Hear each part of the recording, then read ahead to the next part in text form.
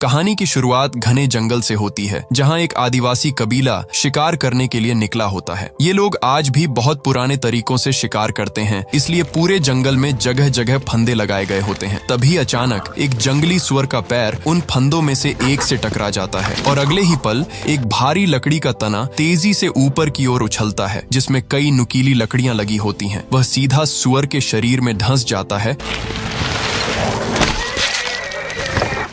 और वहीं उसकी मौत हो जाती है। कुछ ही देर बाद कबीले के लोग हंसते हुए अपने शिकार के पास पहुंचते हैं,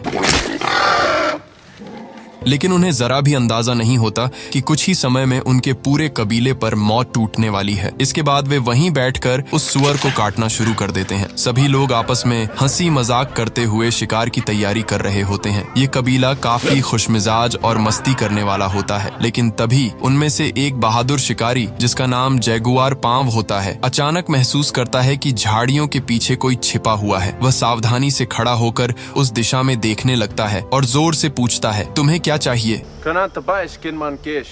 अगले ही पल झाड़ियों के पीछे से कुछ आदिवासी बाहर आते हैं। वे उनके सामने 4 बड़ी बड़ी मछलियां रख देते हैं और कहते हैं कि वे यहाँ से गुजरना चाहते हैं। बदले में कबीले के लोग भी अपने अभी किए गए शिकार का कुछ हिस्सा उन्हें दे देते हैं। दरअसल यह सब उनके पुराने रीति रिवाजों का हिस्सा होता है। लेकिन तभी झाड़ियों के पीछे से और भी कई आदिवासी बाहर निकल आते हैं। अब वे सब वहाँ से आगे जाने लगते हैं, लेकिन तभी जैगुआर पांव देखता है कि उनमें से कई लोग घायल हैं और काफी डरे हुए भी लग रहे हैं। वह उनसे पूछता है कि आखिर उनके साथ क्या हुआ है। तभी उनमें से एक आदमी बताता है कि उनका पूरा कबीला तबाह हो चुका है और अब वे कहीं दूर जाकर एक नई शुरुआत करने के लिए जा रहे हैं। यह सुनकर जैगुआर पांव उनके पीछे जाने लगता है, क्योंकि वह जानना चाहता है कि आखिर उनके साथ क्या हुआ था। लेकिन तभी उसके पिता, जो उनके कबीले के सरदार भी होते हैं, उसे रोक देते हैं और कहते हैं कि उनके पीछे मत जाओ। फिर भी जैगुआर पांव अंदर ही अंदर बेचैन हो जाता है। उसे साफ महसूस हो रहा होता है कि जंगल में कुछ बहुत गलत हो चुका है। इसके बाद वे सभी वापस अपने कबीले में लौट आते हैं। कबीले का माहौल पहले की तरह खुशहाल दिखाई देता है। लोग हंसी मजाक करते हुए अपने अपने काम में लगे रहते हैं, लेकिन जैगुआर पांव के मन में सुबह की घटना बार बार घूम रही होती है। रात होने पर वह अपने परिवार के साथ सो रहा होता है। तभी अचानक कुत्तों के भौंकने की आवाज सुनकर उसकी आंख खुल जाती है। उसे तुरंत एहसास हो जाता है कि बाहर कुछ अजीब हलचल हो रही है। वैसे भी सुबह जिन घायल आदिवासियों से वह मिला था, उसी वजह से वह पहले से ही थोड़ा घबराया हुआ होता है। अगले ही पल बाहर का दृश्य दिखाया जाता है, जहां एक बेहद खतरनाक और खूंखार आदिवासी अपने साथियों के साथ कबीले पर हमला करने के लिए पहुंच चुका होता है। उसके बाकी साथी पेड़ों के पीछे छिपे हुए होते हैं और इशारा मिलते ही मशालें लेकर बाहर निकल आते हैं। जैगुआर पांव भी खतरे को समझ जाता है। वह तुरंत अपने घर से बाहर निकलता है और अपने परिवार को लेकर वहां से भागने लगता है। लेकिन तभी हमलावरों में से एक आदमी उसे देख लेता है। जैगुआर पांव उससे भिड़ जाता है और उसे मार गिराता है। इसके बाद वह अपने परिवार को लेकर तेजी से जंगल की ओर भागता है। कुछ दूर जाने के बाद वह उन्हें एक गहरे कुएं के पास ले जाता है। वह अपनी गर्भवती पत्नी और अपने बच्चे को रस्सी के सहारे उस कुएं के अंदर उतारने लगता है, ताकि वे वहां सुरक्षित रह सकें। लेकिन तभी हमलावरों में से एक आदमी उन्हें देख लेता है। यह देखकर जैगुआर पांव जल्दी जल्दी अपनी पत्नी और बच्चे को नीचे उतारने लगता है। जैसे ही वह खुद भी नीचे उतरने वाला होता है, तभी एक आदिवासी वहां पहुंच जाता है और जैगुआर पांव का पैर पकड़ लेता है। वह आदिवासी नीचे गिरते हुए कुएं के अंदर झांक लेता है और देख लेता है कि जैगुआर की पत्नी और उसका बच्चा अंदर छिपे हुए हैं। लेकिन इससे पहले कि वह किसी और को यह बता पाता, जैगुआर पांव उसे नीचे खींच लेता है और वह आदमी सीधे कुएं में गिर जाता है। अब जैगुआर पांव अपनी पत्नी और बच्चे से कहता है कि उसे अपने लोगों की मदद करने के लिए वापस जाना होगा। उसकी पत्नी उसे जाने से मना करती है, लेकिन जैगुआर पांव उससे कहता है, मैं वादा करता हूँ, मैं वापस जरूर आऊंगा। इसके बाद जैगुआर पांव वापस अपने कबीले की ओर दौड़ पड़ता है, ताकि अपने लोगों की मदद कर सके। वहां पहुंचते ही वह कई हमलावरों से भिड़ जाता है। वह पूरी बहादुरी से लड़ता है और एक आदमी के चाकू को पकड़कर उसी के खिलाफ मोड़ देता है। लेकिन तभी हमलावरों का सरदार वहां पहुंच जाता है। वह अपने आदमियों को आदेश देता है कि जैगुआर को जिंदा पकड़ा जाए, क्योंकि उसे उसकी जरूरत है। इसी दौरान जैगुआर के पिता भी हमलावरों से लड़ रहे होते हैं। तभी जैगुआर का छोटा बेटा डर के मारे चिल्ला उठता है और कहता है, दादाजी मुझे माफ कर दो। यह बात हमलावरों का सरदार सुन लेता है और तुरंत समझ जाता है कि यह आदमी जैगुआर का पिता है, इसलिए वह जानबूझकर जैगुआर के सामने ही उसके पिता को मार देता है।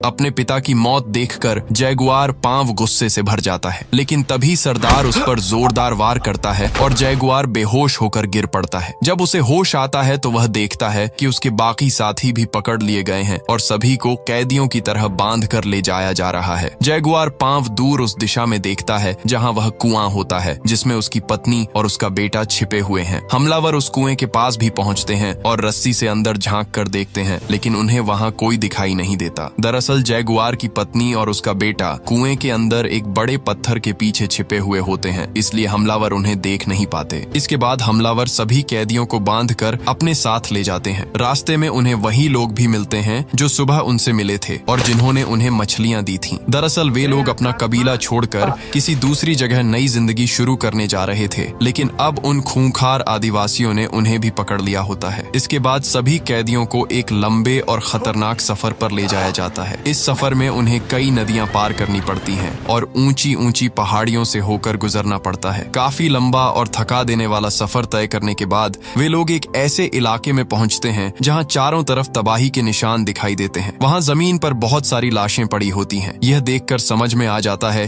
कि यहाँ किसी भयानक बीमारी ने बहुत सारे लोगों की जान ले ली है। उसी जगह एक छोटी बच्ची उन आदिवासियों को देखकर कहती है कि बहुत जल्द एक पवित्र समय आने वाला है और उसके बाद तुम सब हमेशा के लिए खत्म हो जाओगे। लेकिन वे लोग उसकी बात को नजरअंदाज कर देते हैं और कैदियों को आगे ले जाते हैं। कुछ समय बाद वे लोग एक बड़े गांव में पहुंचते हैं। वहां बहुत सारे मजदूर काम कर रहे होते हैं और उनकी हालत बेहद खराब होती है। फिर भी उन्हें मजबूरी में काम करना पड़ता है और उन्हें वहां से जाने नहीं दिया जाता। इसके बाद कैदियों को और आगे ले जाया जाता है। कुछ देर बाद वे लोग एक बड़े गांव में पहुंचते हैं। यहाँ कबीले का सरदार, जिसने इन सभी लोगों को पकड़ कर लाया होता है, एक आदमी से बात करता है और पूछता है कि कितने आदमी पकड़े गए हैं। वह आदमी जवाब देता है कि गिनती तो मेरा बेटा बताएगा, लेकिन इस बार पैसे अच्छे मिलने चाहिए। तभी समझ में आता है कि यह लोग इंसानों को पकड़कर यहाँ बेचने के लिए लाते हैं। सबसे पहले बंधी हुई औरतों को अलग कर दिया जाता है और उनकी बोली लगाई जाती है। लोग पैसे देकर उन्हें खरीदने लगते हैं। इसके बाद आदमियों को आगे ले जाया जाता है जहाँ बहुत बड़ी भीड़ जमा होती है। दरअसल वहाँ पुरानी मान्यताओं के कारण इंसानों की बलि दी जाती है।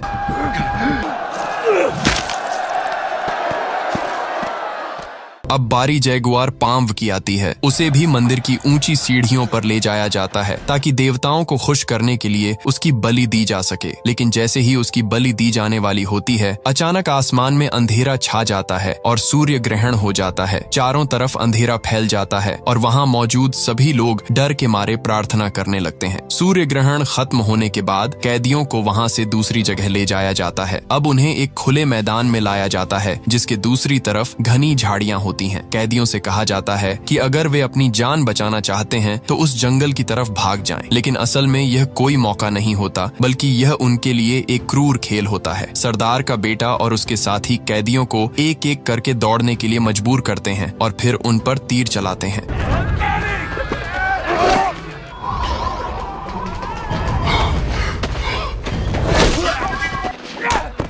जैगुआर पांव के साथ उसका एक साथी भी दौड़ रहा होता है, लेकिन कुछ ही पलों बाद एक तीर उसके शरीर के आर पार हो जाता है और वह वहीं मर जाता है।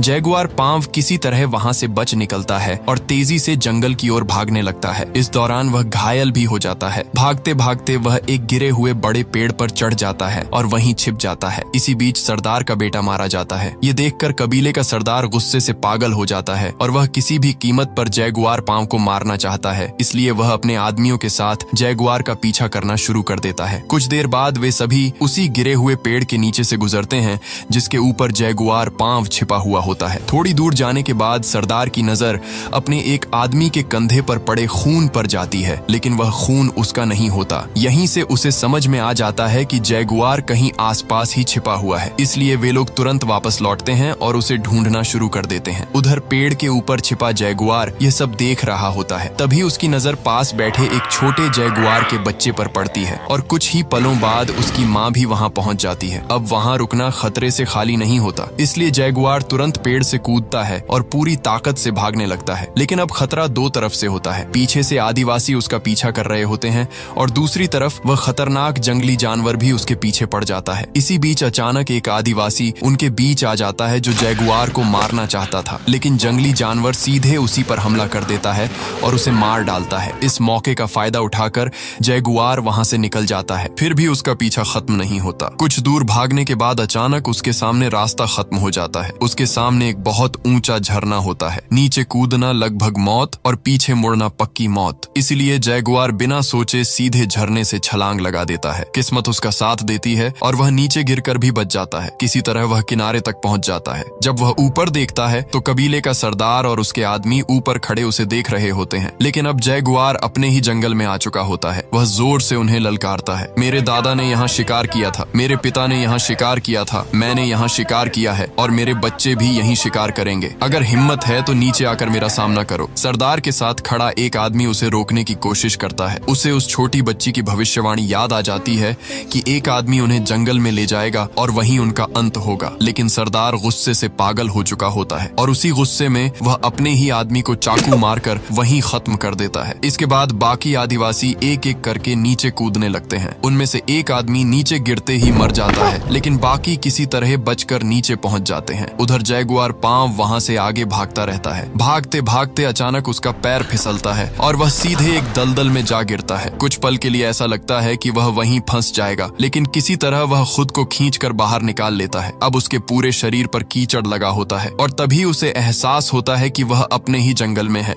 उस जंगल में जहाँ के हर रास्ते को वह अच्छी तरह जानता है। यहीं उसे समझ में आता है कि अब शिकारी और शिकार का खेल बदल चुका है। अब शिकार वह नहीं बल्कि उसके पीछे आने वाले लोग हैं। जैसे ही आदिवासी उसका पीछा करते हुए जंगल में पहुंचते हैं, जैगुआर अलग अलग तरीके इस्तेमाल करके उन्हें एक एक करके खत्म करना शुरू कर देता है। सबसे पहले वह उनके ऊपर मधुमक्खियों का छत्ता गिरा देता है। इसके बाद वह एक आदमी को जहरीले तीर से मार देता है। इसी दौरान उसके सामने वही आदमी आ जाता है जिसने उसके पिता को मारा था। दोनों आमने सामने खड़े हो जाते हैं। वह आदमी अपने हथियार के साथ उसकी तरफ दौड़ता है। जैगुआर भी तेजी से अपने हथियार की तरफ बढ़ता है और घुटनों के बल फिसलते हुए उसे उठा लेता है। उसका दुश्मन अपने वार से चूक जाता है, लेकिन जैगुआर का वार सीधा लगता है और अगले ही पल वह आदमी भी वहीं ढेर हो जाता है।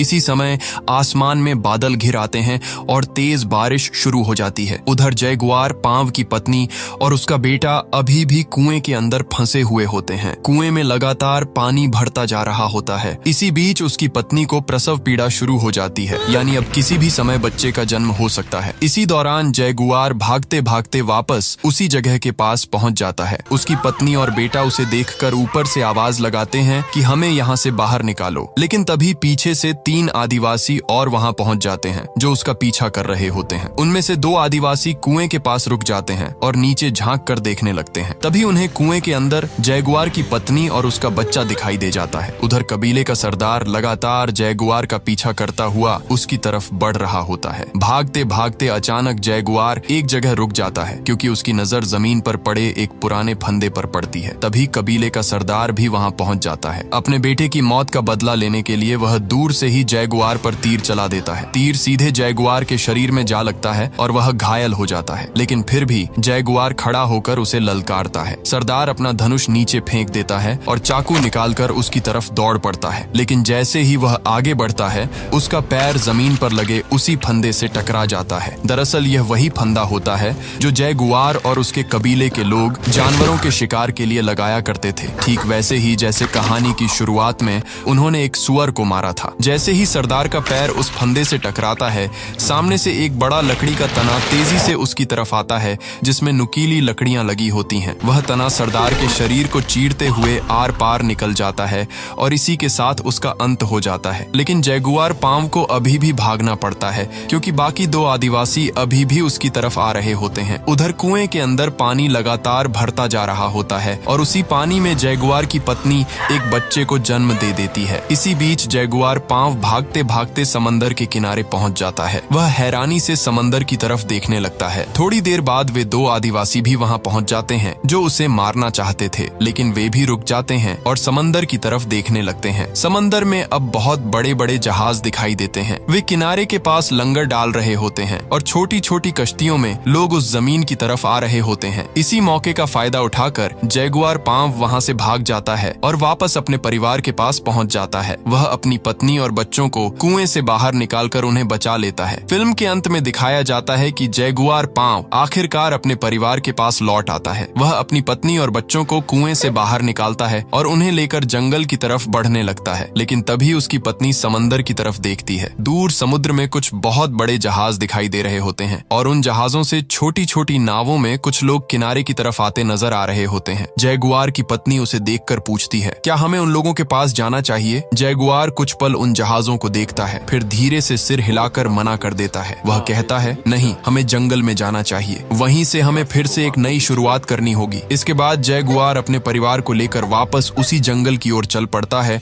जहां से उसकी कहानी शुरू हुई थी। उधर समुद्र के किनारे खड़े वे अजनबी लोग दरअसल यूरोप से आए हुए खोजी थे और इतिहास बताता है कि उनके आने के बाद यहाँ की पूरी दुनिया बदलने वाली थी। लेकिन उस वक्त जैगुआर पांव को बस एक ही चीज की परवाह थी, अपने परिवार को बचाना। और शायद यही वजह है कि यह फिल्म सिर्फ एक कहानी नहीं बल्कि इंसान की हिम्मत, परिवार और जिंदा रहने की जिद की कहानी बन जाती है। अब एक सवाल आपसे, अगर आप जैगुआर पांव की जगह होते तो क्या आप उन जहाजों की तरफ जाते या फिर जंगल में ही नई जिंदगी शुरू करते? अपना जवाब जरूर बताइए।